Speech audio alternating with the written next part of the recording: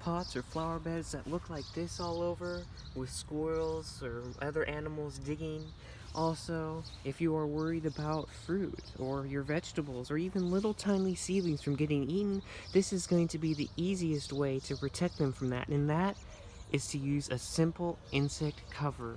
You don't want to use bird netting because those spaces are too big, but either use insect netting, or you can also use something called tulle, Tulle. It is a small thin fabric that has the same kind of texture as the insect netting.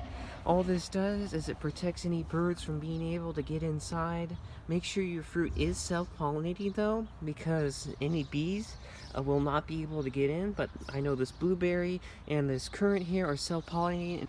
You want to make sure that it is closed from top to bottom. I'm going to have to do a little bit of work to seal that part, but make sure it is all the way around so birds or animals can't get up from like the backside and into the fruit, or on any other side, because some animals, they will find a way, and that will be mostly devastating to your crop. And this applies to raised beds as well. I have some little onion seedlings and some lettuce seedlings in here that I don't want to get eaten, as you can see right here.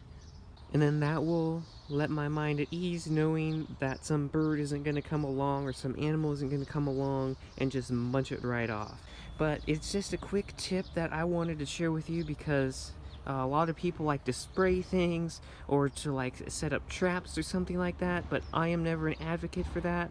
If you do want to repel squirrels and cats, you can lay down some red pepper and a little bit of dried blood meal as well, because that will help to, the smell will help to repel those pests. I do have some of that repellent as well down, so that hopefully there will be less digging and less animal activity near my plants. That won't affect things like bees or good beneficial insects, but just kind of the pest.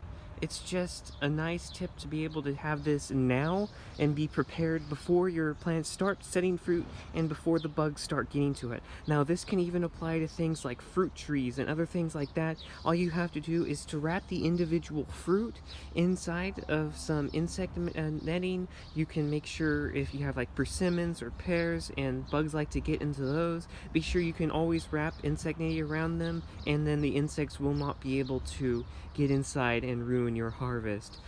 So I hope you liked this video and really got something out of it. But of course, we have raised beds and other things that we need to do, and plant and flower. So if you want to see how I planted some bulbs, some dahlia bulbs, so beautiful, and you really can put these anywhere, raised beds, flower beds, and even in containers, you definitely need to check out this video next.